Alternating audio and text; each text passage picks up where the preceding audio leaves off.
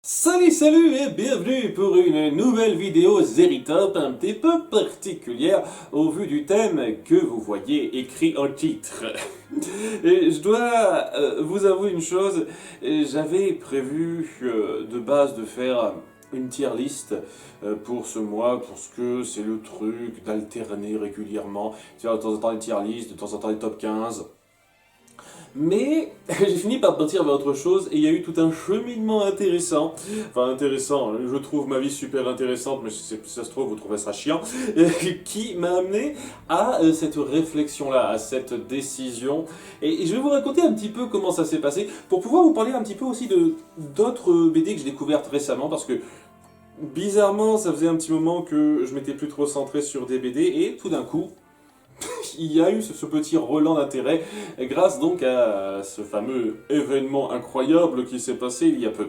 Alors il y a peu, je me suis rattrapé sur les deux derniers tomes des Schtroumpfs qui me restaient à découvrir, les tomes 38 et 39, sachant que c'est un petit peu plus complexe que ça, mais on en parlera dans pas longtemps ça. Et en lisant ces tomes, je me suis dit, Inès, ça en fait beaucoup, ce serait pas bête dans l'idée de faire ça un de ces quatre. Je veux dire pas tout de suite, mais un de ces quatre, c'est-à-dire j'ai quand même lu une quarantaine à peu près de BD les Schtroumpfs, même techniquement un petit peu plus, et parler de ce qui me plaît dans ces BD, même en tant qu'adulte, parce que j'estime que c'est pas que des BD juste pour gamins, pour la plupart d'entre elles en tout cas, c'était pas si idiot que ça. Et le format Zeritop pouvait très bien s'appliquer à ça. Une série, au sens large du terme, ce n'est pas forcément télévisuel, c'est pas forcément un média audiovisuel, ça peut être quelque chose comme des BD. Et étant donné que j'ai toutes les BD des Schtroumpfs, vous le voyez pas, mais il y a un gros tas des 39 BD et un petit peu plus qui est à disposition, que je prévois de vous montrer, ça va être pratique, il va pas y avoir des masses d'illustrations à incruster, c'est ça qui est bien.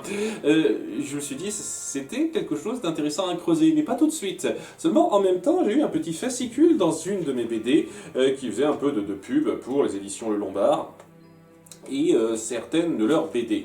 Notamment une qui m'a particulièrement intrigué, qui s'appelle Elle. Alors je fais le topo, hein. Il y en a une autre à côté qui a l'air pas si mal, Les Omniscients.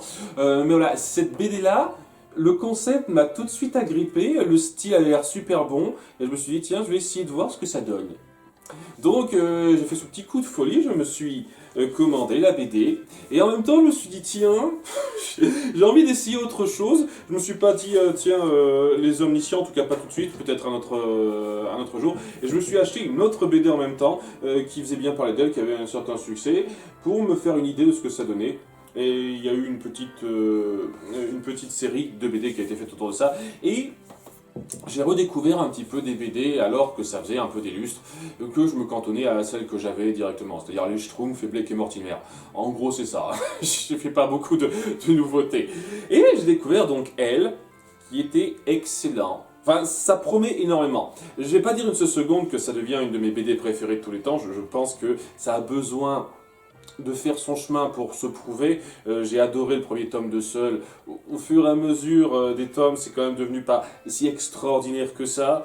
Et il faut attendre de voir pour Elle, mais c'est une BD assez prenante dans son concept, puisqu'on va suivre une fille qui s'appelle Elle. Voilà, c'est des parents très sympathiques d'appeler leurs enfants de façon originale comme ça. Elles vont pas du tout se faire charrier en classe, celle-là.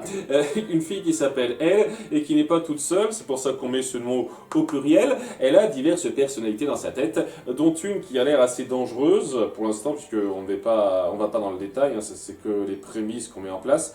Et au début, elle s'acclimate bien à son nouveau lycée, mais dès lors que ses personnalités commencent à refaire surface, ça devient plus compliqué. D'autant plus qu'on met en place un petit mystère sur ses origines, et c'est très intéressant. Il y a une bonne ambiance, on joue un petit peu sur les différentes personnalités, évidemment c'est ça qui est intéressant, et le petit cercle d'amis qu'elle se fait qui est sympathique. J'aime bien le style est très joli, parce que on fait aussi ce parti pris, vous voyez, quand c'est le monde réel, c'est les bords blancs, etc.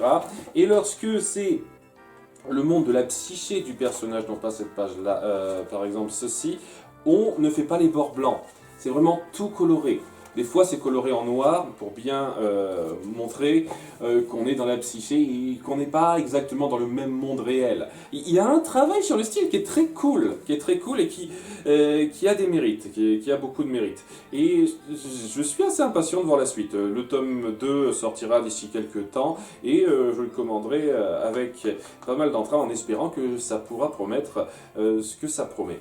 En tout cas, en plus de ça, j'ai donc découvert une autre BD que je n'aime pas autant, mais qui m'a plu. Ça s'appelle Le jour où le bus est parti sans elle. Beaucoup moins extravagant comme prémisse. On va suivre la vie d'une fille un petit peu paumée dans sa vie de tous les jours, un peu banale, où elle se sent un peu nulle, et où elle va vivre quelque chose de simple, cette sorte de connexion avec la nature, avec quelqu'un qui voit la vie du bon côté d'une certaine façon, qui l'apprendra à mieux voir les choses via donc un certain incident. Le titre n'est pas là pour rien et je trouvais ça très joli dans l'idée. Ça n'a pas vocation à être grandiloquent, à être super fort, mais il y a quelque chose d'assez véridique dans la mentalité de cette jeune femme et comment elle vit les petites crasses de la vie courante sans être une grande victime non plus. Il y a quelque chose de très rattachable chez elle et les petites morales, parce que c'est pas mal de morales zen qui sont disséminées dans ce tome-là, sont très sympathiques pour relier ça à son petit problème personnel et pour relier ça à pas mal de problèmes personnels que pas mal de lecteurs pourraient avoir. Et donc je ne me suis pas reconnu dans une partie des petites morales, des petites leçons de vie rapides qu'on voulait enseigner là-dedans, mais il y en a quand même quelques-unes qui m'ont pas mal touché. Je pense que ça peut être très cool pour être un peu plus zen en fait, tout simplement. Ces petites histoires-là, si on est un peu ouvert à ces histoires plus simples, ces petits drames entre guillemets de la vie, où on a besoin un petit peu de philosopher derrière, d'avoir certains points de vue plus calmes et posés, plus détachés des soucis globaux pour nous aider. C'est très intéressant. Et si j'en parle, c'est parce que donc ce tome que j'ai acheté un petit peu au hasard, en plus de celui-là, pour me faire une idée, a fini par me convaincre que, au bout du compte, je ne devais pas me forcer à suivre certaines directives que je me fixe, si je sens que je me force en fait. Ça m'a un petit peu soulagé de certains petits problèmes d'angoisse que j'ai, pas tous, faut pas exagérer, faut pas non plus voir ça comme un saint graal qui répond à tous les problèmes de la vie, faut pas exagérer, mais ça m'a un peu soulagé de quelques petits problèmes de considération que j'ai par rapport à mon rythme de parution et ce que je m'oblige à faire par moment. Et je me suis obligé pendant ces dernières années à faire toujours le modèle, une tier list, un top 15, une tier list, un top 15, avec de temps en temps quelques petits changements, mais pas souvent. Et je me dis, en fin de compte, j'ai pas envie de faire de tier list dernièrement. Peut-être que ça reviendra, mais sur le coup, la tier list, elle me botte plus autant qu'avant. C'était un petit soubresaut très sympathique à faire sur le coup, mais est-ce que j'ai envie de continuer à en faire? Pas aussi fréquemment qu'avant. Sans doute que j'en ferai un tout petit peu, mais pas aussi fréquemment qu'avant. Et ça a fini par me décider que j'ai envie de faire un truc précis. J'ai été inspiré par les Schtroumpfs. Je vais pas reporter ça plus tard. Je vais pas attendre qu'un 40e tome sorte pour que ce soit rond. J'ai envie de parler des Schtroumpfs, des tomes des Schtroumpfs. Et si je peux en parler, ça me fera plaisir. Ça me fera une vidéo sympathique. Et j'ai été un petit peu aidé par cette BD-là. Que je recommande si vous êtes un petit peu angoissé sur votre vie qui est pas non plus horrible, mais qui vous pèse un petit peu. Ça peut, je pense, vous aider un petit peu. Je pense. Moi, ça m'a un tout petit peu aidé. Et je prévois d'acheter la suite. Le jour où elle s'est envolée, il me semble, il y a eu plusieurs tomes qui ont suivi ça, pour suivre ça, parce que le personnage principal est très sympathique. Bon là, deux découvertes récentes qui valent le coup et que je suivrai avec attention par le futur.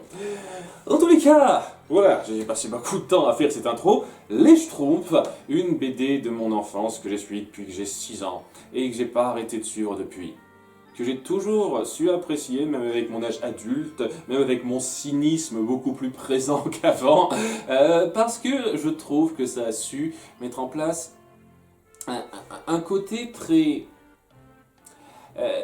très commentaire social réel, en dépit du fait que c'était un peu enfantin. Ça a été enfantin, mais pas au stade où c'était, la plupart du temps, infantilisant. Malheureusement, il y a pas mal de tomes, surtout dans la dernière période, où c'est devenu un peu trop infantilisant, mais il y a quand même, je trouve, cette recherche un peu poussée pour nous faire vivre une histoire qui fait un rappel à la réalité de la vie de façon un petit peu simple, mais à la fois juste et un peu impactante. Dans pas mal de ces petites aventures, de ces petites satires simplette, un petit peu gentillette, mais quand même efficace pour moi.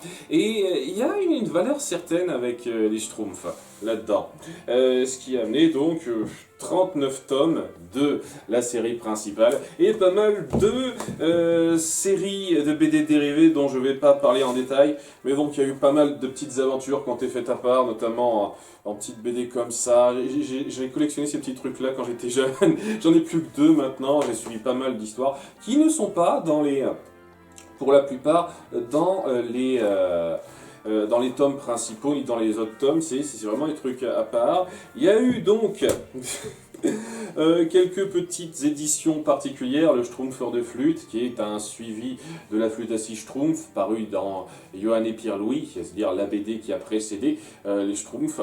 Hein, c'est la BD qui a totalement lancé les Schtroumpfs, la flûte à six Schtroumpfs. Celle-là que je vais pas compter parce qu'elle est assez courte, je crois que ça fait 36 pages. Et ouais, elle est un petit peu à part. C'est comme qu'on compte comme un hors-série, donc je vais pas exagérer en le comptant. Celui-là, il y a eu donc très récemment, suite au semi-succès du film animé, la série Les Schtroumpfs et le village des filles. Ils en sont genre à 4 tomes maintenant, ou un truc comme ça.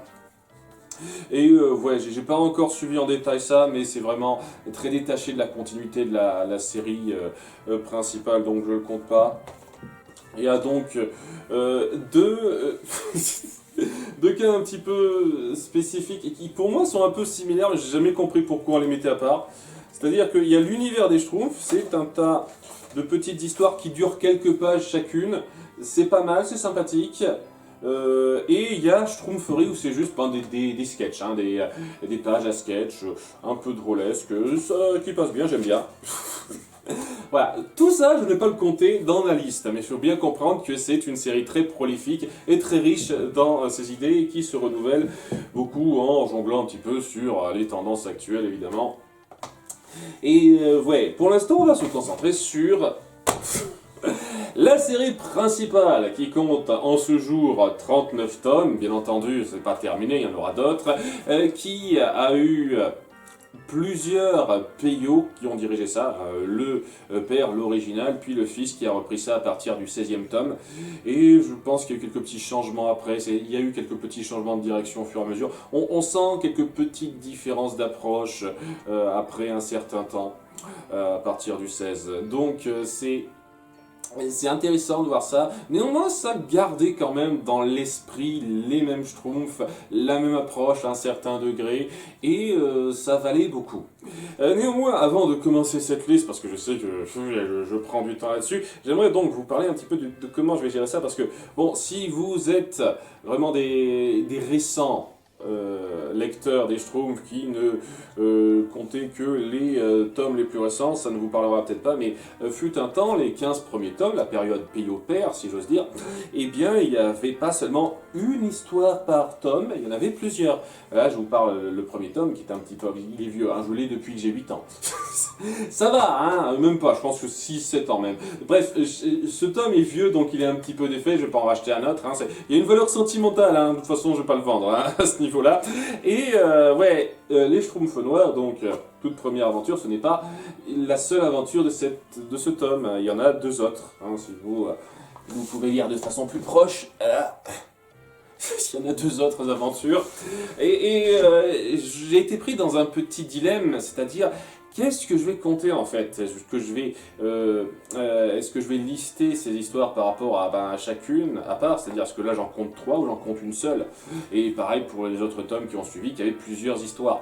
Et j'ai fini par me décider qu'en fait non, je vais compter tome par tome, parce que il y en a beaucoup qui essayent de se compléter un petit peu, qui essayent de créer quelque chose d'une longueur similaire dans les premiers tomes. Et pour moi, ça joue un rôle important. Ça veut dire que ça ne se forçait pas à suivre un format précis de page, et ça rendait peut-être les histoires moins poussées, dira-t-on, un peu moins détaillées, mais ça se permettait d'en faire plus. Et pour ma part, c'est une autre approche comme une autre. Alors ça peut être un petit peu gênant à un certain degré si vous connaissez mon aversion pour les histoires plusieurs en un, mais et quand on les fait bien, quand on sait mettre pas mal de liens entre eux, ça peut être quand même pas mal. Faut savoir aussi utiliser son thème pour savoir raconter des histoires à son échelle. Et pas mal de ces tomes le font pour moi. Ce qui va justifier un petit peu mon choix. Donc les 15 premiers tomes, je vais les compter en un seul bloc à chaque fois, parce que ça serait un petit peu chiant en fait à faire, et que ça se juge en tant que tout pour moi quand même. Maintenant que c'est précisé, que c'est dit, on va enfin venir à ce qui vous intéresse, c'est-à-dire quels sont les tomes que j'aime le plus, quels sont les tomes que j'aime le moins. C'est parti pour Zeritop, les Schtroumpfs! Allez, la pile la plus mince, parce que je vais faire toutes les piles, même les non considérés, je vais les prendre en compte, en parlant donc des tomes qui m'ont le moins plu.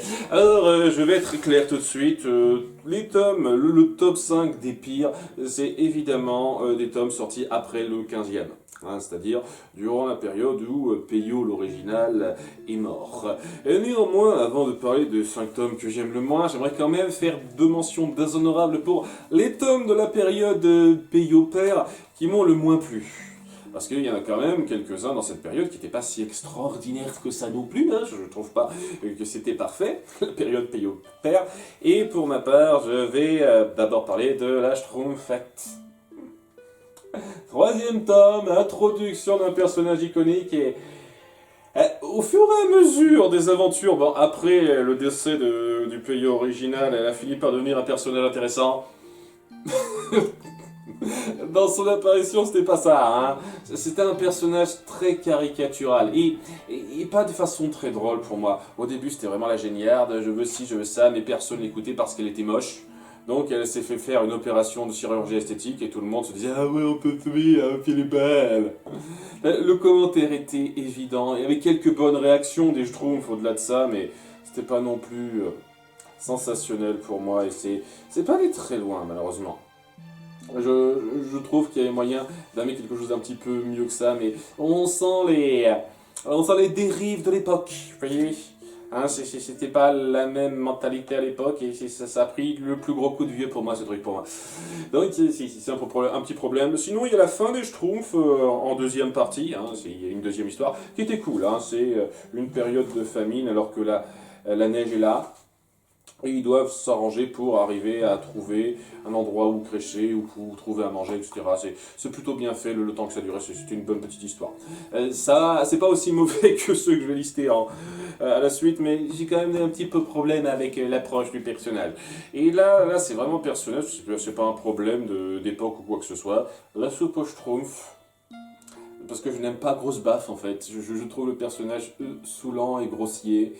Et étant donné que c'est lui qui représente absolument tout le conflit, toute la menace à gérer, et la façon un peu grossière aussi dont il est arrivé à trouver le village, parce que bon, c'est pas la première fois que ça arrive, qu'on montre quelqu'un trouver le village grossièrement, ça n'a pas aidé en fait. Parce que bon, il y a un truc pas mal dans l'approche, c'est-à-dire le grand Schtroumpf qui essaye de le manipuler pour se mettre contre Gargamel en prenant son temps, etc. C'est pas mal, mais étant donné que ça tourne autour d'un personnage un peu chiant, ça va pas passer. Et le fait qu'on se centre autant sur ce gros lard dans la série animée, ça m'a pas aidé du tout à apprécier la série animée, je vous cache pas, hein.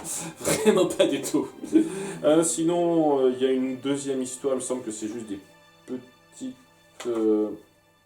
Ouais, c'est juste des petits sketchs qui vont pas plus loin. Donc, on fait même pas une seconde histoire qui rattrape énormément le coup. C'est des petits sketchs qui sont un peu drôles, mais qui vont pas très loin.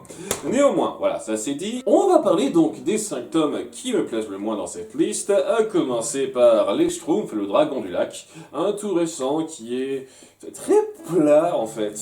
Et il y a pas mal de ces tomes dans la période des 15 derniers, les 15-20 derniers du lot, et qui sont assez oubliables. j'ai envie de dire, qui vous laisse pas une marque particulière, et celui-ci ça en fait partie. Il y a Nostrum qui rencontre un dragon, et cette espèce de dragon un peu feignasse qui fout le bordel, mais c'est une bonne patte, et on essaye de renouer son lien avec son maître, parce qu'il est pas très bien vu.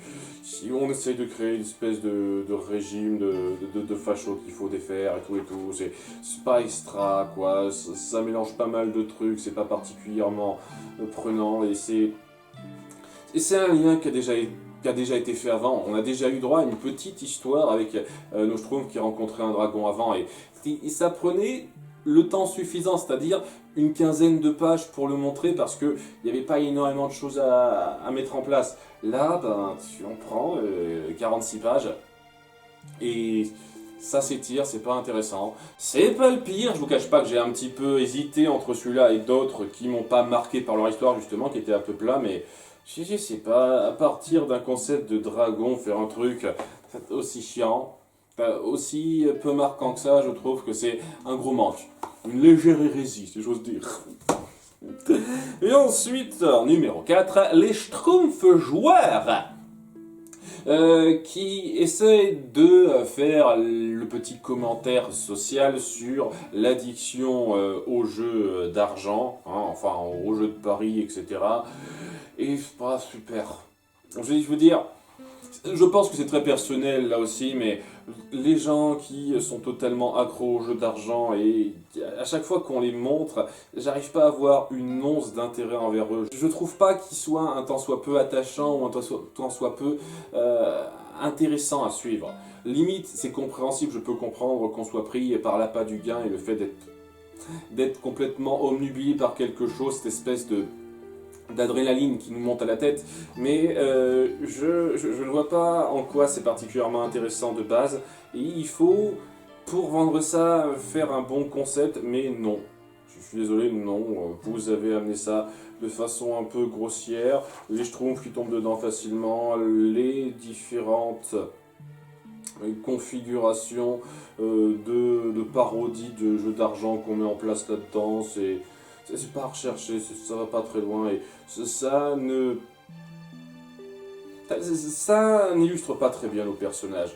Et je pense que le pire, c'est quand même quand ils doivent s'allier à Gargamel, et où ça devient un petit peu con-con, parce qu'il y a un seigneur qui veut se poser sur ses terres, ils sont chacun en danger, et ça devient une sorte de sous-Karate Kid mal foutu, pour terminer sur le fait que le seigneur qui se pose dans le coin, c'est un grand parieur lui aussi, donc un lancer de dés. C'est une fois de plus, c'est pas extra, hein. C'est vraiment pas extra, et je suis pas particulièrement pris dedans. C'est le thème, peut-être que si c'est un thème qui vous parlera plus, qui vous pénétrera plus, ça marchera mieux pour vous, mais pour moi c'était bof, très plat, très plat. Mais bon, pour l'instant, j'ai quand même envie de dire que c'était acceptable à un certain degré. À un certain degré, c'est-à-dire que je peux lire ça sans trouver ça affreux. C'est à partir de ces trois derniers que ça va pas être génial, hein. Je suis à la fois un problème un peu important, en commençant par les Schtroumpfs, l'arbre d'or, avec donc nos Schtroumpfs qui sont tout d'un coup superstitieux, qui croient trop qu'ils ont la malchance parce qu'ils sont stupides, personne ne se dit « Ah non, c'est n'importe quoi », tout le monde se dit « Ah, c'est trop la malchance ». Et dans un sens, on peut dire que c'est compréhensible puisqu'il leur tombe des tonnes de grâce dessus d'un coup, et ils se disent « Ah, c'est forcément la malchance, la malchance ». Et le grand Schtroumpf va trouver une espèce d'excuse bidon pour leur faire croire qu'ils vont plus avoir la malchance. C'est de se faire cet arbre d'or pour attirer la malchance ailleurs, etc. etc. C'est un rituel à la con qu'ils inventent comme ça, et ça dure tout le tome. Et ouais, tout ça parce que les Schtroumpfs sont un petit peu stupides pour tomber dans un travers qui est pas intéressant une fois de plus. Hein, c'est un peu comme les Schtroumpfs joueurs, mais là ça atteint le stade de l'idiotie profonde. Au moins je comprends un petit peu techniquement comment on peut tomber là-dedans. Le fait que tout le monde, tous les Schtroumpfs deviennent stupides à ce niveau-là et qu'il n'y ait personne pour contredire ça, c'est un peu chiant, je vous cache pas que c'est un petit peu chiant. Et le fait qu'on doive jouer sur leur superstition, leur faisant croire une connerie, c'est... Sachant qu'en plus, c'est en essayant d'aller à l'encontre de cette superstition qu'ils amèneront Gargamel de façon un petit peu grossière. Je vous cache pas que les derniers tomes, les 12 derniers tomes, quelque chose comme ça commence à être un petit peu trop lourd de toujours incorporer Gargamel, histoire de... Il y a pas mal de fois où on se dit... On peut faire sans Gargamel, on n'est pas obligé de toujours incorporer Gargamel dans l'histoire. Donc ouais, c'est une façon grossière de montrer l'idiotie de la superstition en rendant la plupart des personnages idiots. C'est-à-dire pas seulement une personne, et de façon pas très méritée pour moi, donc ce qui fait que... Ouais non, ce tome passe pas très bien. Ensuite, les Schtroumpfs et l'amour sorcier en numéro 2. On essaye de trouver une amoureuse à Gargamel. Le concept même, je le trouve sans intérêt de base, vraiment. Et le truc avec ça, c'est que on force Gargamel à être un espèce d'arriéré fini, mais ça c'est de plus en plus typique de la seconde période des Schtroumpfs. Malheureusement, Gargamel devient de plus en plus stupide, alors que il a quand même certaines idées, il n'est pas non plus complètement ahuri dans les premiers tomes de Peyo, hein, Gargamel, mais il devient de plus en plus un arriéré, et là on en fait un espèce de rustre stupide, qu'on essaye de caser avec une femme, pour je ne sais plus trop quelle raison. J'ai lu ça 2 fois, je me souviens à peine. De toute façon, ça mènera à rien, parce que il finira avec personne, il sera aigri, et ça reviendra au statu quo, et on fait même un petit délire sur sa mère qui passe pour l'emmerder. Voilà, et sa mère, on voit la mère de Gargamel, c'est drôle, n'est-ce pas? C'est un concept idiot, tout simplement. Un concept idiot qu'on a fait durer trop longtemps pour ce que c'était. Limite, ça aurait pu donner quelque chose si c'était très court, si c'était une sorte d'histoire gag d'une quinzaine de pages, comme on l'avait fait avant, mais 46 pages sur ça, non. J'ai été plus pris par les pages bonus sur Benoît Brisefer à la fin. C'est comme s'ils sentaient, vous savez, c'est un peu de la merde, on leur donnait que ça en plus, histoire de les rassasier un petit peu, parce que c'était pas un peu fameux. Donc un peu de Benoît Brisefer, c'est sympatoche.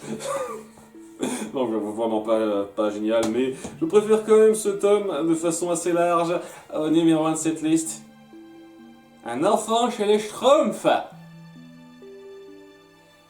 Il y a une espèce de petit chiard qui se retrouve propulsé, c'est les Schtroumpfs, parce que on essaye un petit peu d'arranger son comportement, et c'est vraiment la teigne insupportable, quoi. Pas fichu d'avoir la moindre considération pour quoi que ce soit, et c'est la dynamique de merde, où il fera chier le monde, il cassera des maisons, il fera son chieur, tout simplement. Il fera son chieur, il apprendra rien de rien durant les 3/4 des épisodes, sauf quand on le force. Et même quand on le force, il trouve ça chiant, il finira par s'allier à Gargamel, parce qu'une fois de plus, il faut toujours qu'on force Gargamel dans cette histoire-là. Et c'est même pas bien amené son dernier retournement de veste, parce qu'on essaye de faire en sorte qu'il devienne gentil à la fin, mais durant la grosse majorité du temps, il y a vraiment, mais vraiment, ce personnage qui n'a pas l'air d'être parti dans le repentir une seule seconde.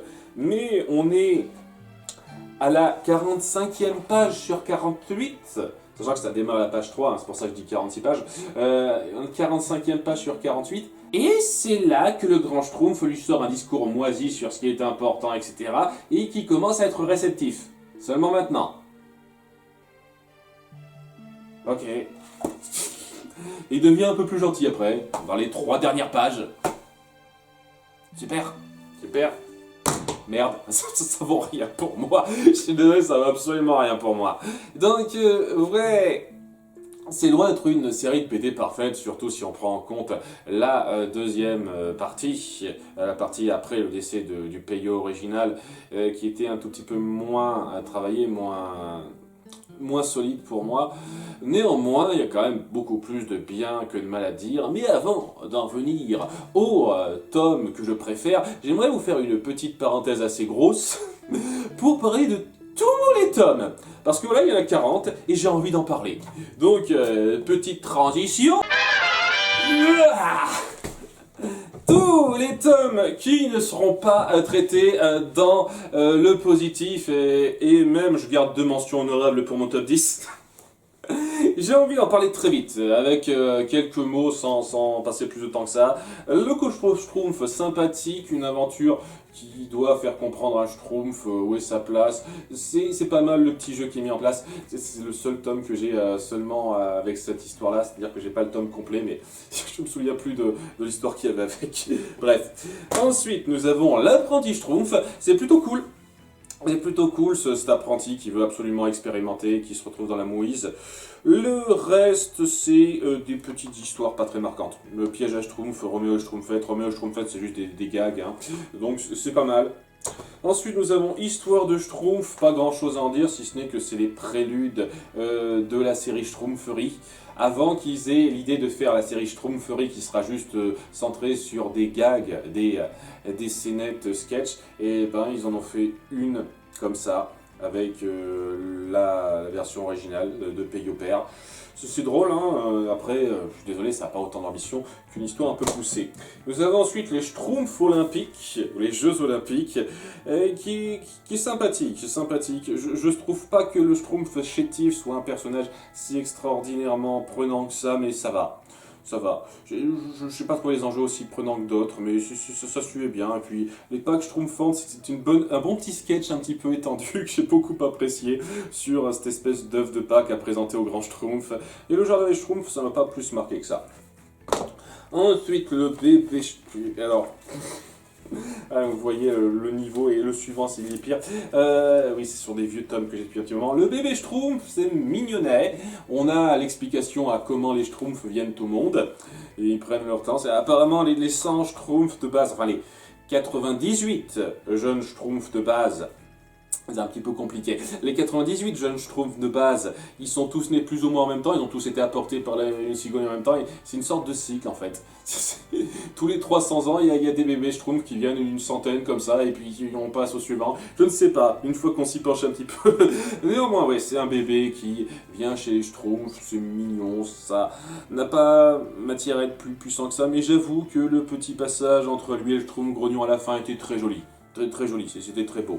Après, nous avons donc le Schtroumpf bricoleur, c'est un petit passage sur le Schtroumpf bricoleur, une petite série à sketch. La peinture Schtroumpf et une fête Schtroumpfante, c'est des petites histoires pas très marquantes, mais c'est sympathique. Voilà, c'est sympathique, c'est pas le meilleur. Les petits Schtroumpfs, alors ouais, celui-là, putain, c'est... Voilà mon tome, les petits Schtroumpfs. Et comme c'est complètement... J'ai encore toutes les pages, hein, bizarrement, mais... La couverture, elle marche plus, hein.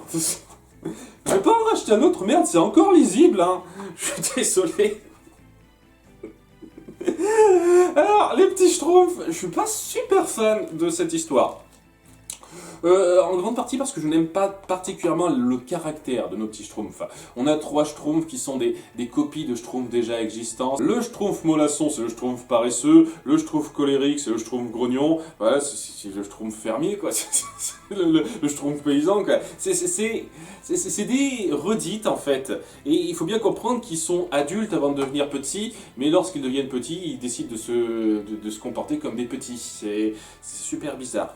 Ce qui est un petit peu mignon, c'est lorsqu'on fait venir Sassette, et ça aurait pu être intéressant si on avait joué de façon poussée là-dessus, mais ils apparaissent presque jamais en fait. Hein. C'est vraiment des Schtroumpfs de cet épisode, et après ils n'existent plus presque.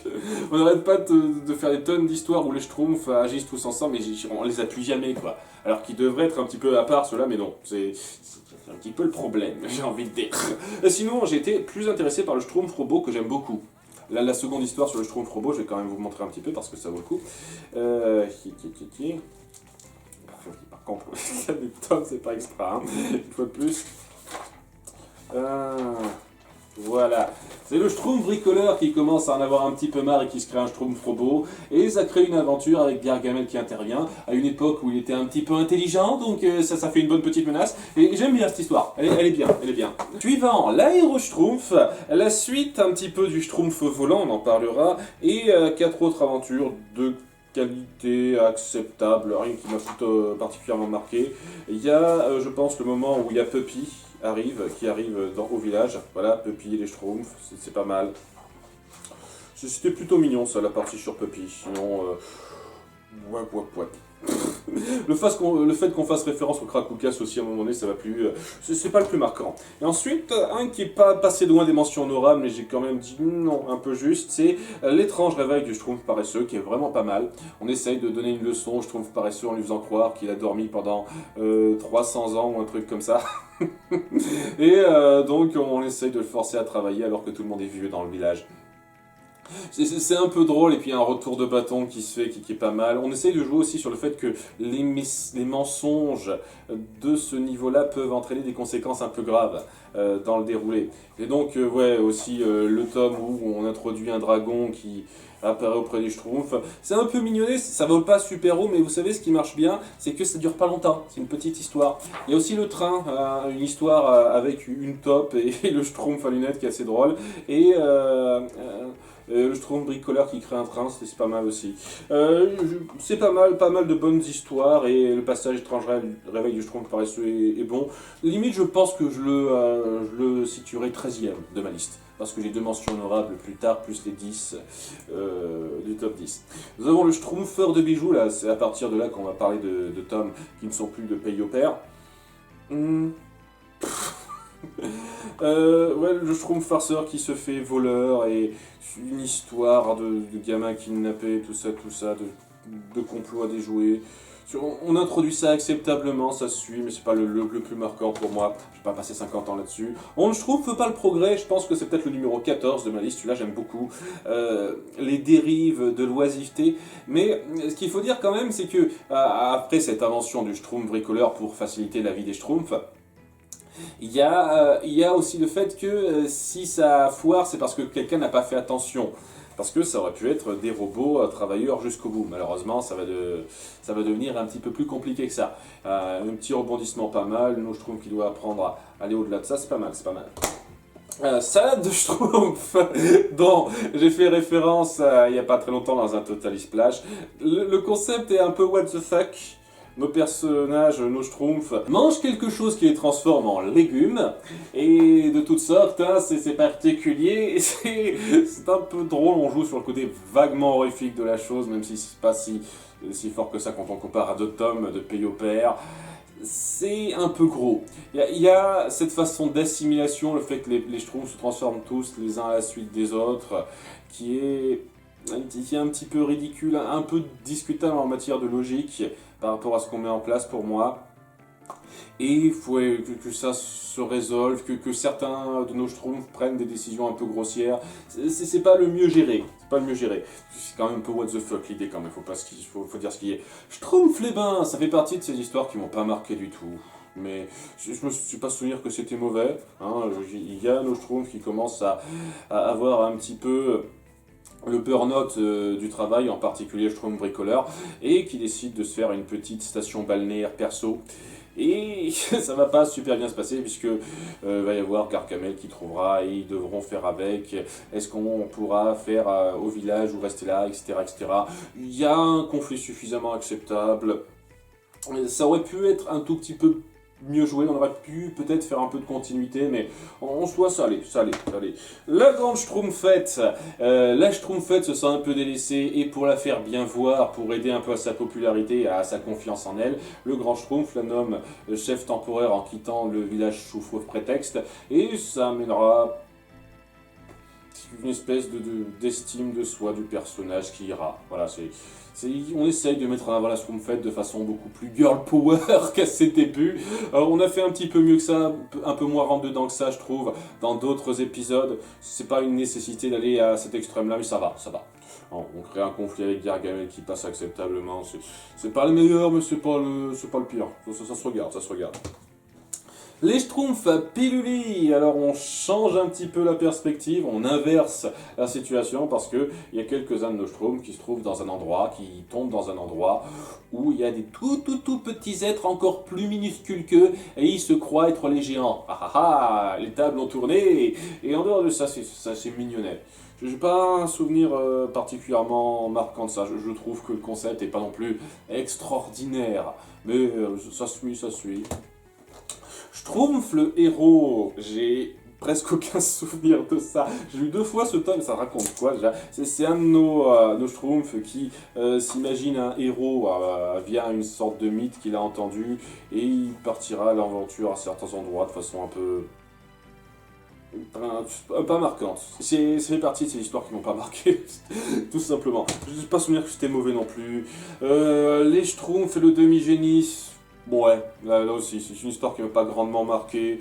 Le demi-génie qui doit trouver un peu sa seconde moitié, qui sait pas où il en est, comment il est géré au pays des Schtroumpfs, le fait qu'on soit jaloux de lui parce que la Schtroumpfette est un petit peu intéressée, tout ça, c'est...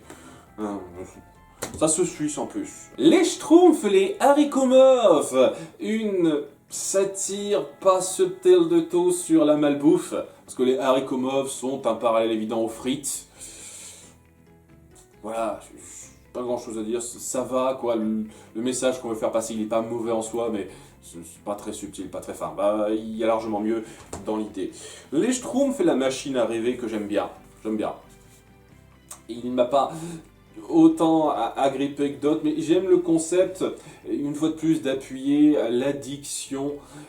On pourrait dire que c'est une façon de critiquer les jeunes devant leur écran qui sont tout le temps omnubilés par ça, et j'ai envie de dire peut-être qu'il y a un peu de ça, mais il y a aussi le fait qu'il ne faut pas que ça vous plombe totalement. Déjà, ça crée une circonstance où c'est addictif de façon compréhensive. C'est pas juste, c'est exactement comme la télé ou l'ordinateur ou les jeux vidéo, c'est pas exactement ça. Mais aussi, ça essaye un peu de faire la part des choses, et ça montre que c'est quelque chose qui peut toucher tout le monde, parce que, comme on le voit dans cette image-là, le grand Schtroumpf aussi est touché. Et il y a aussi le fait que ce soit le Schtroumpf à lunettes, le héros de l'histoire, globalement, ça me plaît bien, c'est mon préféré celui-là. Donc ça joue un petit peu. C'est pas le plus fort, mais il passe bien, ce tome il passe bien. Alors les 2 derniers, on y arrive, hein. Les 2 derniers que j'ai achetés donc très récemment, les Schtroumpfs et le vol des cigognes, sympathiques. Pas plus marquant, mais j'apprécie quand même le fait qu'on appuie la relation entre les Schtroumpfs et les cigognes, ce que ça signifie, et en quoi chacun est redevable à l'autre. Avec ce que les cigognes ont fait pour les Schtroumpfs depuis le début de cette BD, montrer qu'ils sont prêts à les aider en retour, c'est un peu joli. Je trouve ça assez joli. La petite menace autour de Gargamel et le truc un peu grossier sur... les propriétés soi-disant des œufs de cigogne, c'est un peu grossier, mais ça va, ça se suit bien. Et ensuite, nous avons les Schtroumpfs et la Tempête Blanche, qui est un peu une réminiscence de la fin des Schtroumpfs. Donc, dont j'ai parlé au tout début de cette histoire. Vous vous souvenez bien, si vous avez su tout ce que j'ai présenté, c'est-à-dire il y a une tempête assez grave, beaucoup plus grave que dans la fin des Schtroumpfs, qui manque de raser le village, et il faut qu'on parte ailleurs en faisant des rations, en s'en tirant mieux, tandis qu'il y aura quelques Schtroumpfs qui seront un peu perdus là-dessus, quoi. On montre à quel point les intempéries, à un niveau important, peuvent vraiment être délicates à gérer pour les Schtroumpfs, et c'est pas mal, c'est pas mal. Ça aurait pu être, je trouve, montré de façon un peu plus forte, plus puissante que ça, mais c'est quand même pas mal fait. Je trouve que dernièrement, ils s'en tirent pas mal, les derniers tomes des Schtroumpfs. Enfin, si ça reste sur ce niveau-là, c'est encore plaisant à suivre. Néanmoins, voilà, ça c'est toute la liste des tomes. Putain, il y en a beaucoup, il y a vraiment beaucoup, qui n'ont pas été retenus pour le top 10. Allez, non, ça pèse son petit poids quand même, et je suis pas quelqu'un de très fort. Donc, il ne reste plus que 12 tomes, 2 mentions honorables et 10 autres. Donc c'est parti pour ce que vous attendez sans doute le plus maintenant dans cette vidéo. C'est un petit peu moins lourd, mais c'est pas non plus rien. Donc, avant de commencer ce top 10, j'aimerais vous faire un rapide tour sur les mentions honorables, qui sont pas passées loin, mais pas tout à fait. Je pense que ça vient plus de l'exécution que de l'idée. Mais même là, j'ai quand même été bien pris par ça, et je trouve qu'ils méritent quand même d'être cités, même s'ils sont pas exactement tout à fait dans le top 10.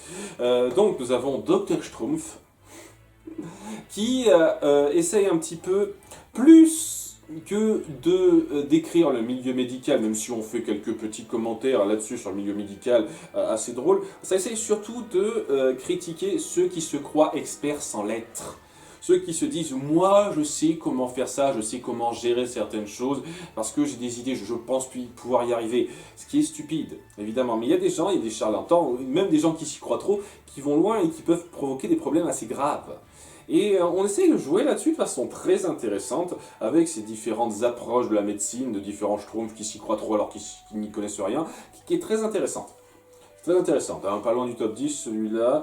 C'est un bon petit commentaire sur une certaine catégorie de gens qui sont malheureusement de plus en plus nombreux, qui se croient ultra experts et qui vont très loin. Et c'est particulièrement grave quand ça touche de sujets comme ça. C'est du bon. Et je trouve même que la petite incorporation de Gargamel, même si elle était, faut dire ce qui est, complètement superflue, était assez drôle. Assez drôle sur la fin. C'est pas mal, c'est pas mal, c'est pas mal. J'aime bien le message et c'est vraiment pas passé loin du top 10. De même que les Schtroumpfs de l'Ordre, même principe, même idée, c'est un bon commentaire sur la situation des forces de l'ordre, comment on a besoin un petit peu de gens pour gérer les choses, mais comment ça peut vite aller aux petits abus. Mais bon, c'est les petits abus, hein. Ça va pas non plus dans la grande satire, dans la grande critique de certains cas de bavure beaucoup plus importants, faut dire ce qui est. Mais néanmoins, il y a une bonne petite satire là-dessus dans la première grosse moitié qui est pas mal, et puis le fait que ce soit le Schtroumpf à lunettes et le Schtroumpf costaud, qui est un peu mon duo préféré, hein. Vraiment, le Schtroumpf à lunettes et le Schtroumpf costaud, je les aime beaucoup, qu'ils soient au centre de ça, c'est très cool. Et c'est pas juste ça, parce qu'au bout d'un moment, il y a un délit qui se met en place et un petit mystère à résoudre. Parce qu'il y a un voleur qui se fait voir, voilà, c'est ça, qui se fait voir, un petit voleur en série, hein, non, rien de gravissime, il n'y a pas un meurtre. Oh là, ce serait direct top 5, hein, facilement si tu avais eu un meurtre à résoudre. Non, c'est pas aussi grave que ça. Il y a un voleur en série qui sévit, et nos Schtroumpfs doivent faire un travail plus poussé, plus important après ça. Il y a un petit mystère qui se met en place, quelques petits jeux qui sont pas mal, et la révélation de qui est le responsable est assez drôle dans l'idée, parce que ça joue sur quelque chose sur lequel on n'a plus trop joué depuis très longtemps dans ce tome qui me plaisait beaucoup. Très très bon tome, hein. Ces deux-là, c'est sans contexte, mais numéro 11 et 12. Je ne saurais pas vous dire exactement, je pense que je préfère Dr Schtroumpf au Schtroumpf de l'Ordre, donc on va dire numéro 12, numéro 11, comme ça, mais ouais, ils valent le coup, de très bons tomes pour moi. Néanmoins, ce n'était que les mentions honorables techniquement, donc on commence enfin ce top 10 avec, en numéro 10, le Schtroumpf Reporter, une satire sur les milieux du journalisme et ses dérives. Et qui partent d'une bonne idée, parce que ça part d'un Schtroumpf qui commence à en avoir marre qu'on relaie très mal l'information. Et que les Schtroumpfs disent n'importe quoi alors que c'est juste un téléphone arabe qui tourne mal. Il se dit qu'il préférerait faire en sorte que les Schtroumpfs aient accès à l'information. Et au début c'est cool, au début il fait ça avec de bonnes intentions, mais très vite ça part dans le sensationnalisme. On veut absolument attirer les gens avec des nouvelles qui les intéresseraient parce qu'on veut que les gens s'intéressent à ce qu'on raconte. Seulement, il n'y en a pas toujours ça, donc il faut partir dans le scandale. Et le scandale, malheureusement, c'est pas aussi bien que ça. C'est pas fait avec d'aussi bonnes intentions et ça devient particulièrement méprisable à un certain degré. Le seul petit souci que j'ai, c'est que après cette histoire, une fois qu'on met ça en avant, le Schtroumpf journaliste, le Schtroumpf reporter, il n'apprend pas véritablement de ses erreurs. C'est plus tard, quoi. C'est un peu dommage, je trouve qu'on aurait pu faire en sorte que ce soit un petit peu mieux, malheureusement. Mais bon, on fait intervenir Gargamel à la fin, ça va, ça passe. C'est l'intervention de Gargamel qui me paraissait un peu superflue, je trouve. On aurait pu faire ça, on aurait pu amener ça un petit peu mieux sans ça, mais ça va. C'est un bon tome, une bonne satire du journalisme, pas aussi puissante que d'autres satires, mais ça mérite d'être considéré dans le top 10 pour moi. En numéro 9, nous avons Les Schtroumpfs et le livre qui dit tout. S'il est dans mon top 9, je vous le dis tout de suite, c'est en grande partie parce que le Schtroumpf à lunettes est le personnage central. mon perso préféré. Je l'adore, il me fait rire et je me retrouve un tout petit peu dans sa mentalité. Pas totalement, mais un tout petit peu. J'aime beaucoup celui-là. Et je pense que ça se ressent parce que plus ça avance, plus il est mis en avant par rapport à d'autres, lui. Et donc oui, notre Schtroumpf à lunettes tombe sur un livre qui dit toutes les vérités. Et il s'y croit un peu trop. Très vite, les gens veulent parler à ce livre qui dit la vérité, qui répond très juste à chacune de leurs questions. Et il se prend au fur et à mesure pour un grand Manitou. Le pouvoir de la connaissance lui monte à la tête et ça va assez loin. C'est plutôt bon pour appuyer la mentalité des gens qui veulent avoir accès à une sorte de connaissance, de formule magique qui, on le verra, n'est pas si avisée que ça et qui empêche un petit peu les gens d'être occupés à ce qu'ils devraient faire. C'est quand même intéressant aussi là-dessus de montrer comment on peut perdre de vue les choses importantes simplement parce qu'on croit qu'on peut vous apporter les réponses à quelque chose. C'est très bon. Mais ce qui me plaît aussi là-dedans, c'est aussi la fin, qui est très bonne, que je ne vais pas vous dévoiler, autour du Schtroumpf à lunettes et comment il viendra à renoncer à ce livre. C'est assez fort. Je ne cache pas. Le moment était très fort à ce moment-là. Très très bon tome. Très bon tome dans la partie seconde moitié récente qui m'a bien plu. Ensuite, on va revenir aux origines, le tout premier tome, les Schtroumpfs noirs, qui, je suis sûr, pour d'autres, auraient été mieux placés, mais je vais le dire de façon claire, si ce tome est dans le top 10, c'est clairement pas pour les Schtroumpfs noirs. Non, j'exagère un petit peu. L'histoire des Schtroumpfs noirs est assez forte, quoi. On a nos Schtroumpfs, et je trouve déjà d'une part que c'est pas forcément le plus judicieux de les introduire comme ça, avec cette espèce de maladie qui les transforme en Schtroumpfs noirs, qui se comporte en zombie, c'est-à-dire il transforme en Schtroumpf noir tous ceux qui mordent. Hein, c'est vraiment une version un petit peu édulcorée du zombie, c'est totalement ça. C'est pas forcément la meilleure approche, je trouve, des Schtroumpfs pour démarrer la chose. Pour moi, ça aurait été un peu plus fort, pas en tant que premier tome, personnellement, je trouve, mais bon, surtout, c'est un peu rapide. Je vais vous faire le topo. Ça se termine, cette histoire, à la page 22. Je vais vous mettre ça le plus proche possible, j'espère que vous voyez ou pas. La fin de cette histoire, c'est à la page 22. Donc on a 20 pages, parce que ça commence une fois de plus à la page 3, je vous rappelle, 20 pages seulement dédiées à cette histoire très importante, complexe, où il y a des tonnes de Schtroumpfs qui sont transformés, qu'est-ce qu'on va faire, ça devient de plus en plus grave et tout, et tu te dis, waouh, on aurait pu en faire plus.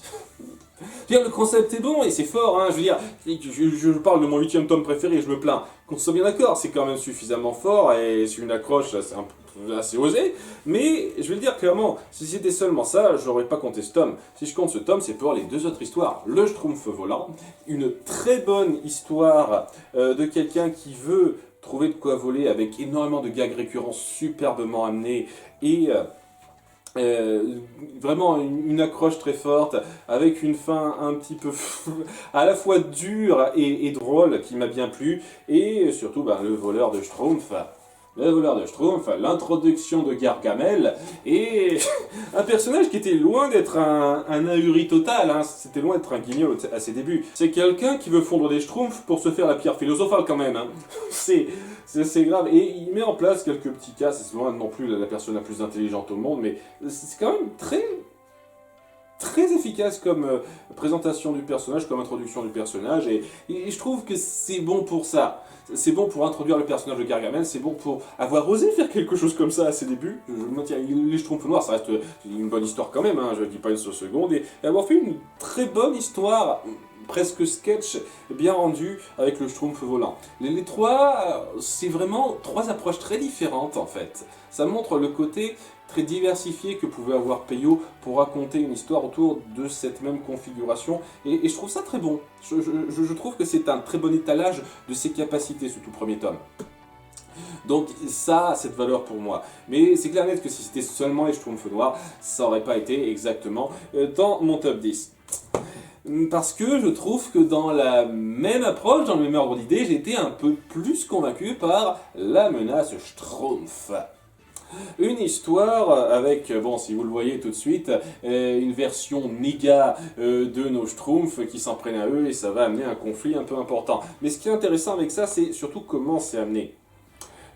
parce que nos Schtroumpfs commencent à avoir cette ambiance d'inimitié assez forte au sein du groupe, parce qu'il y a ce côté, on arrive de moins en moins à se supporter, on est de plus en plus vaches les uns envers les autres, et il y a tout d'un coup ce nouveau village de Schtroumpfs gris qui viennent d'apparaître et qui sont la version complètement ultra méchante d'eux-mêmes, la version ultra négative d'eux-mêmes, contre laquelle ils devront un petit peu jouer. Et au début, ça essaie d'être un petit peu pacifique, mais très vite, on se rend compte que ça peut pas être comme ça. Et ça vire assez mal, on finit par découvrir qu'il y a une magie derrière, on devine un petit peu facilement de qui ça vient, parce que c'est pas non plus comme si on dispensait pas des indices assez évidents. Ouais, il y a un suspense, il y a une force, et ça prend tout le tome, c'est-à-dire 46 pages, pour nous faire vivre ça, et pas seulement une vingtaine. Donc ça joue bien, ça met très bien en place la chose. C'est, je pense, un peu cette approche qu'aurait dû avoir les Schtroumpfs noirs pour être vraiment très puissant dans son approche. Parce que ça, je pense que dans l'idée, dans la base, c'est pas tout à fait aussi fort que les Schtroumpfs noirs, mais dans l'exécution, ça l'est un petit peu plus. Voilà pourquoi je le situe un tout petit peu au-dessus, personnellement. Ensuite, numéro 7, l'œuf et les Schtroumpfs, que je choisis en grande partie pour la totale. L'œuf et les Schtroumpfs, c'est très drôle, hein. Il y a toute une intro assez drôle autour d'un autre Schtroumpf et les débuts du Schtroumpf grognon qui est hilarant, il a jamais été plus drôle que là, je trouve, sincèrement. Et leur recherche d'un œuf, ils tomberont de façon un peu hasardeuse, très bizarre, sur un œuf magique qui permettra d'exaucer les vœux de n'importe qui prononce quoi que ce soit. Je souhaite quelque chose, ça devient vérité. Et donc ça va tout de suite être abusé. Je veux quelque chose. Je souhaite ci, je souhaite ça. Et bon, on va pas non plus trop se pencher sur le problème de mentalité qui va derrière, c'est-à-dire que ça va très loin et personne pense à souhaiter des choses beaucoup plus grandes, beaucoup plus graves que certains trucs très basiques qu'on demande, mais j'aime bien à côté zizanie, le côté on nous offre ce qu'on veut, on perd la tête et on ne sait plus être réfléchi qui est mis en place, que j'aime bien là-dedans. Et comment ça se résout un peu facilement, mais sur un gag qui est assez drôle, je reconnais. Après il y a quand même, j'en parle vraiment parce que c'est vraiment un tout, ces trois histoires, le faux Schtroumpf, je pense peut-être la meilleure histoire autour de Gargamel. Parce que Gargamel se fait passer pour un Schtroumpf pour infiltrer le village, et pour moi, une histoire extraordinaire, parce qu'on a vraiment un Schtroumpf malicieux qui essaye de bien se faire voir, alors que personne ne remarque qu'il est à part, c'est-à-dire, ils se ressemblent tous beaucoup à ce moment-là. Il n'y a pas des masses de distinction, c'est le 4e tome seulement. Hein. Et ouais, on voit le côté très fourbe du gars qui essaye de s'en sortir, qui essaye de faire de son mieux, mais ça se passe pas super bien, parce que quand même, faut pas exagérer, hein, ça va pas non plus virer mal. C'est très bon. C'est sincèrement assez drôle par moments et surtout un peu tendu. J'aime beaucoup ça. Et n'empêche, je pense que je préfère quand même très légèrement le dernier morceau, le 100e Schtroumpf, centré sur le Schtroumpf coquet, qui se sent un petit peu mal d'être le seul à avoir ses centres d'intérêt et qui finira par se trouver de façon un petit peu magique. Un petit peu ta gueule c'est magique, je reconnais, à être dédoublé via un coup du sort avec un miroir qui sera touché d'un éclair. C'est la propriété magique des Schtroumpfs, et deviendra deux avec son reflet. Ce qui est assez fort. Et il y a pas mal de moments qui sont assez bons, et le fait qu'on joue sur ce que représente la cohabitation avec quelqu'un qui est exactement comme nous, ce besoin d'être sa propre personne, qui est assez drôle, qui est assez prenante. Et quand on se centre un petit peu sur ce personnage qui parle toujours à l'envers, donc il faut faire gaffe pour lire son dialecte, parce qu'on ne le comprend pas très bien si on regarde ça comme ça. C'est intéressant, j'aime beaucoup. Et il y a une conclusion qui est assez drôle, et le fait qu'il y a comme par hasard une sorte de rituel qui a besoin de 100 Schtroumpfs exactement, ils étaient 99 et paf ils sont 100 avec ça, c'est un peu drôle, je reconnais aussi. En numéro 5, nous avons le Schtroumpf sauvage. Nos Schtroumpfs tombent sur un sauvageon qui a vécu seul, c'est-à-dire qu'il a été amené par les cigognes, mais pas tout à fait au village, il a été élevé par les animaux de la forêt, et jamais personne l'a remarqué jusqu'à présent. Eh ben ça tombe mal. Il me semble qu'on a justifié un petit peu ça par le fait qu'ils se sont rendus à une forêt beaucoup plus loin qu'à leur habitude. Enfin bref, ils tombent sur ce sauvage qu'il découvre un petit peu au début, il y a un petit suspense, hein, on le découvre pas comme ça, et qu'ils finiront par essayer d'éduquer, avec un petit moment de rapprochement entre lui et le Schtroumpf à lunettes que je trouve assez drôle, parce qu'une fois de plus, chaque fois qu'on se centre un peu sur le Schtroumpf à lunettes, ça me fait plaisir. Et quelque chose d'assez beau avec ce sauvage qu'on apprend un peu à éduquer, et qui ça ne se contente pas de ça, parce qu'à un moment donné, nos Schtroumpfs seront un peu forcés d'être contre Gargamel avec ce qui s'est passé, puisqu'il y a un problème d'incendie assez important au début, et qui fera en sorte que leur village sera à découvert, à cause de la forêt qui aura brûlé, et ils seront un peu obligés de se cacher dans la forêt, de vivre un petit peu à la méthode du Schtroumpf sauvage, de vivre dans son monde à lui. Et c'est assez joli ça, de montrer cette espèce de compréhension entre les deux approches, de montrer qu'il n'y a pas rien à tirer d'un côté, avec des au revoir de fin qui sont assez jolis dans l'absolu. Le moment où le Schtroumpf à lunettes tire une larme de le voir partir, c'est juste un peu mignon. Non, parce que évidemment, hein, on ne peut pas non plus trop changer le statu quo, donc il ne reste pas. Mais c'est quand même joli. J'aime beaucoup cet épisode, ce tome, excusez-moi. Vient ensuite le top 4 avec la masterclass pour moi. Vraiment, là ça commence à devenir des tomes vraiment excellents, qui méritent largement. Si vous voulez découvrir un petit peu les Schtroumpfs, je vous conseille sincèrement de vous intéresser à ces tomes. Là, au moins. Les autres, c'est pas grave si vous les sautez. Lisez ces tomes-là et osez me dire que les Schtroumpfs, c'est juste un truc pour gamins facile, naïf et infantilisant. Ça va un peu plus loin que ça. Ça essaye de faire beaucoup plus que ça pour moi. Et le premier de cette liste, qui je pense sera même peut-être plus haut placé pour d'autres, c'est Schtroumpf vert et vert Schtroumpf. Avec une autre histoire, Joe Schtroumpf, c'est des sketchs. C'est des sketchs, c'est sur le sport. Schtroumpf vert et vert Schtroumpf, c'est un tome très fort sur les Schtroumpfs du Nord et les Schtroumpfs du Sud, qui n'ont pas exactement le même dialecte, et pour l'instant c'est juste ça. Ah, ils disent pas les mots exactement comme nous, qu'est-ce que c'est, ça c'est drôle. Mais bizarrement, au fur et à mesure, ces petites choses, ces petits riens, alors que le grand Schtroumpf n'y fera pas plus gaffe que ça, finiront par escalader, dégringoler vers quelque chose de plus en plus grave, de plus en plus important. Et ces dissensions deviendront de plus en plus fortes au sein du groupe, au point où ça en deviendra malaisant, où les gens voudront se séparer, faire quelque chose qui les mettra à part, eux qui sont supérieurs de ces autres qui ne parlent pas exactement comme eux, qui n'ont pas exactement les mêmes façons de s'exprimer. Hein, c'est très réminiscent d'un débat sur la chocolatine et le pain au chocolat qui a eu il y a un certain temps, même si on s'en marre maintenant, mais il y a eu des gens qui sont allés loin et on voit un petit peu comment des dissensions énormes peuvent se créer à partir de petits riens en fait. Et c'est très fort. Et je trouve que la façon qu'a le grand Schtroumpf d'essayer de remédier à ça en voyant qu'il ne peut rien y faire parce que ça a tellement dégringolé que il ne peut pas juste dire arrêtez, moi votre père je vous dis arrêtez ça. Non, non, il ne peut pas, ils sont tombés tellement bas qu'il est obligé d'aller dans des mesures draconiennes pour arriver à les mettre d'accord. Ce qui est assez fort, c'est un constat assez désolant dans un sens, qui est plutôt bien fait dans l'idée. Et je pense que le seul petit souci que j'ai avec ça, c'est que ça aurait pu être un petit peu plus long, parce que ça dure qu'une trentaine de pages. Hein, ça s'arrête à la page 32 et après c'est juste des petits sketchs qui sont drôles, hein, j'ai absolument aucun problème avec ça, c'est bien. Et la fin est un petit peu rapide. C'est-à-dire qu'on essaye de trouver une façon de régler le problème, parce que les gens continuent de dire tire-bouche Schtroumpf et Schtroumpf bouchon. Ils savent pas encore se mettre d'accord là-dessus, mais ils trouvent une solution rapide qui ne marche pas et tu te dis ok, gag. Je pense qu'il y aurait une matière à mettre en place une vraie conclusion. Faire en sorte que les Schtroumpfs se disent juste on n'a pas la même façon de dire les choses, c'est pas grave, je respecte totalement ta version.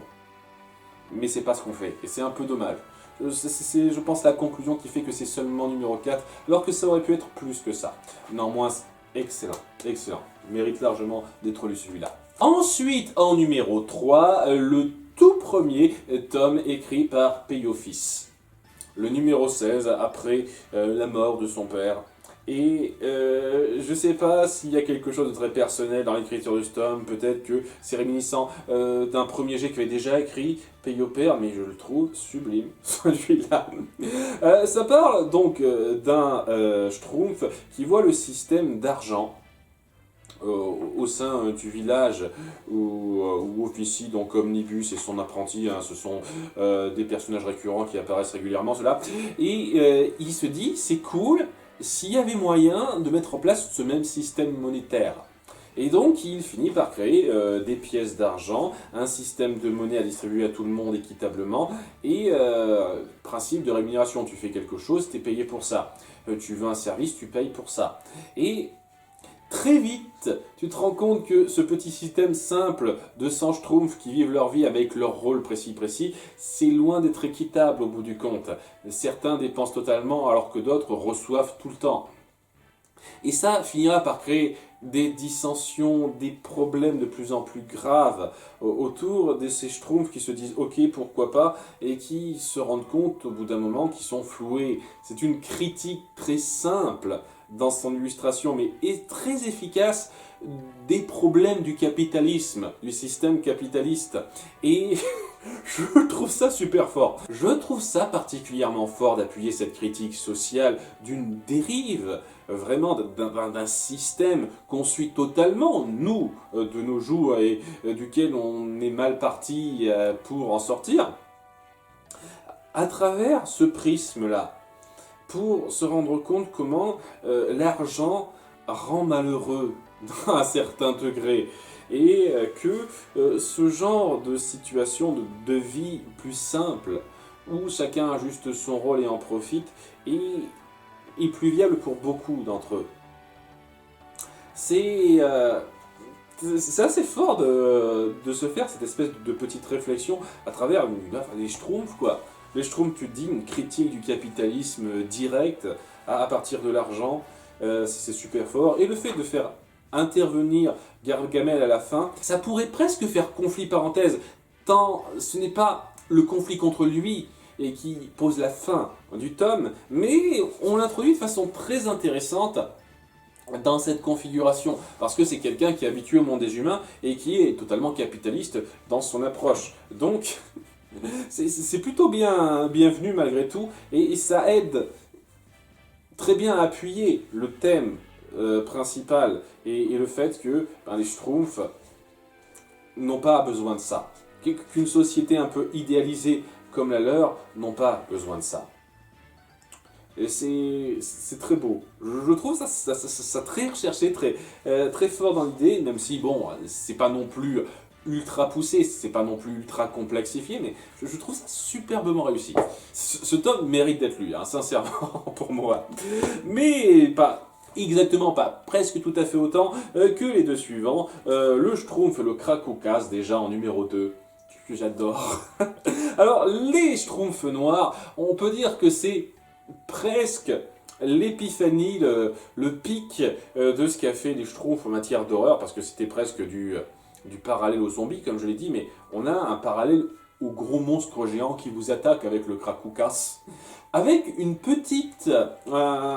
petit commentaire sur la façon, les conséquences que ça a de mal gérer quelque chose de dangereux, un produit qui, de base, si on ne fait pas trop gaffe à comment on l'emploie, peut amener à des conséquences graves, et si après coup on veut s'en débarrasser un peu trop facilement, amène d'autres conséquences graves. Ça doit se manier avec soin, ce genre de choses, quoi.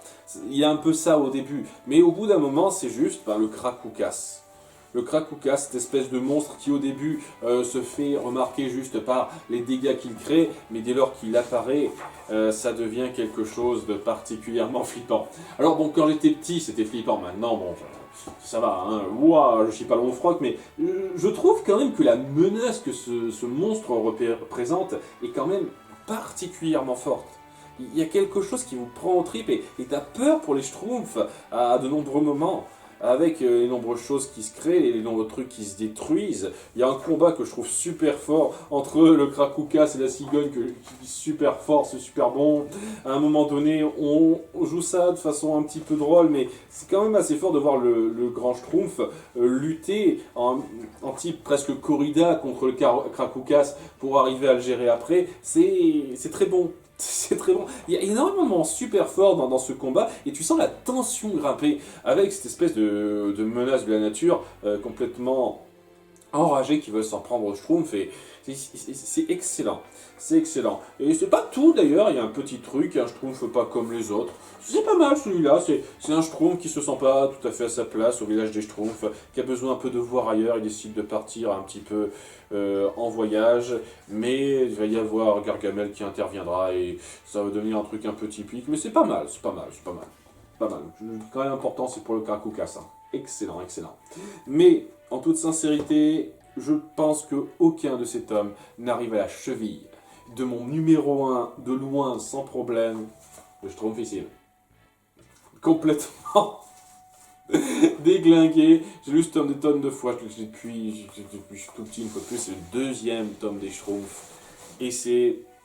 Vous vous souvenez quand j'ai dit que le Schtroumpf financier c'était une excellente satire de la société à un certain degré. Là c'est pareil en mieux quoi, encore mieux. Le Schtroumpfissime, ça part sur le grand Schtroumpf qui part pour une raison rapidement montrée, et les bords, il veut chercher de les bords, on s'en fout, et qui laisse un petit peu le village livré à lui-même. Et très vite, les Schtroumpfs se disent qu'ils ont besoin de quelqu'un pour leur dire quoi faire. Et plutôt que de décider comme ça, simplement, ils se disent si on votait, si on faisait une élection pour décider qui serait le Schtroumpf qui dirigerait ça. Et très vite, tu as cette satire de la politique, de ce Schtroumpf qui en veut plus que les autres et qui décide pour bien se faire élire de faire quelque chose pour bien se faire voir des gens, de faire des promesses en l'air, de dire si, ça, parfois quelque chose, parfois son contraire. Il y a vraiment cette satire de la politique, cette espèce de côté bonimenteur du personnage qui est très fort durant les 10 premières pages qui est assez bon. Et une fois qu'il est élu, Schtroumpfissime, ça devient de plus en plus le merde. Parce que le gars s'y croit vraiment. Il se dit, les gens m'ont choisi, j'ai les droits de faire ce que je veux. Donc je vais les ordonner de faire ci, ça. Je vais un petit peu me mettre dans la poche ceux qui ont la capacité de les mettre au pas avec le Schtroumpf costaud notamment, et il y aura de plus en plus un régime tyrannique de ce gars qui se sentira péter de plus en plus haut en fait, et qui mettra en place un régime autoritaire affreux que les Schtroumpfs ne voudront pas, et qui divisera le village entre ceux qui acceptent ça et ceux qui veulent se révolter.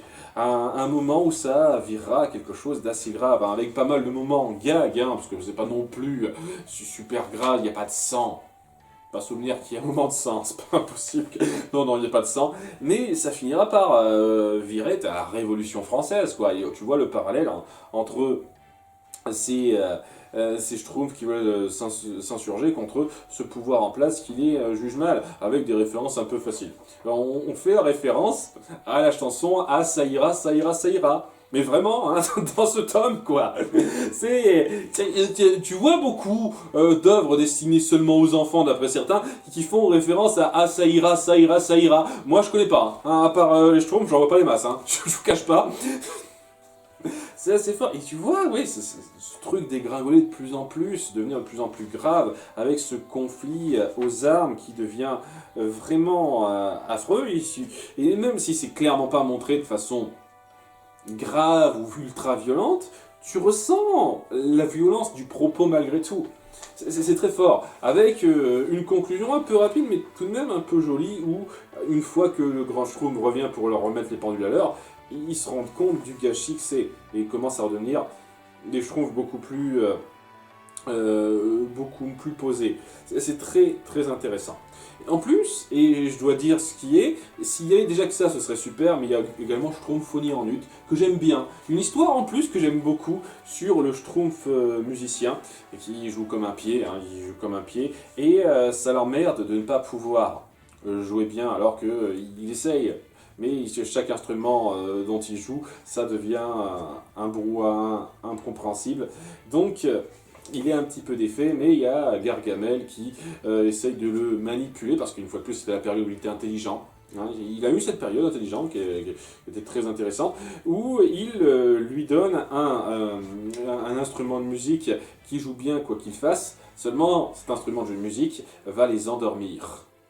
va les endormir pour de bon et il devra un petit peu les réveiller et devenir le héros tout seul contre Gargamel. Donc j'aime ce genre de configuration, c'est vraiment un Schtroumpf seul qui doit se débrouiller face à la menace. Et il y a beaucoup de passages assez forts là-dedans. Déjà que le Schtroumpfissime en lui-même est excellentissime, en plus on rajoute une histoire supplémentaire qui est très bonne aussi. Son tome c'est le meilleur de loin. Je vois difficilement un autre tome dépasser ça. Surtout dernièrement, faut pas se leurrer, hein, c'est pas non plus, à quelques rares exceptions près, la grande panacée de ce qu'on nous sert. C'est sympathique, mais c'est pas non plus aussi extraordinaire que pouvaient nous promettre les premiers tomes des Schtroumpfs, pour moi. Néanmoins, je continue d'acheter ça, de suivre ça avec attention parce que c'est une série de BD qui m'a bercé depuis mon plus jeune âge, qui m'a vraiment inspiré à plusieurs moments et que je redécouvre régulièrement malgré le cynisme qui s'est noué en moi depuis pas mal de temps avec un vrai plaisir, une vraie appréciation de ce que ça sait faire, de ce que ça sait oser. Un petit peu moins dernièrement, mais quand même. Ça reste des histoires qui valent la peine, qui sont pas juste pour les tout petits. C'est très bien pour les tout petits. Sérieusement, ça, faites découvrir ce genre de choses à des jeunes enfants. Ça va les aider à bien s'épanouir par la suite. Hein. N'hésitez pas non plus. Hein. Mais en tant qu'adulte, il y a une valeur qui reste présente pour moi. Et qui est loin d'être anodine, ça vaut beaucoup. Et donc, ça a été un passage en revue assez long. J'espère que cette vidéo vous aura plu. Je sais que c'est pas un Zeritop sur une série animée qui vous parlera ou quoi que ce soit. Enfin, je vous espérais quand même que ça vous parlera un petit peu les Schtroumpfs, la bande dessinée des Schtroumpfs, parce que c'est quand même un de nos grands trésors franco-belges. Non, je suis presque sûr que c'est belge. Je sais plus, merde. On va dire que je fais jamais gaffe à ça. C'est francophone, voilà. C'est un de nos grands trésors francophones et qui mérite d'être connu, vraiment. Donc, j'ose espérer que ça vous a plu. Et je vous donne rendez-vous pour le mois prochain, pour je ne sais pas quoi. C'est ce qui m'inspirera, en fait, tout simplement. C'est un petit peu ça, comme je l'ai dit, qui m'a lancé là-dedans. Maintenant, à partir de là, je vais faire chaque mois un top 15, un Zeritop ou une tier list, voire peut-être autre chose, une liste de ce type-là qui m'inspirera. Pas juste pour le besoin d'alterner, juste histoire de. Donc, je ne sais pas exactement ce qu'on fera la prochaine fois. En tout cas, je vous remercie d'avoir suivi. À bientôt. Bye.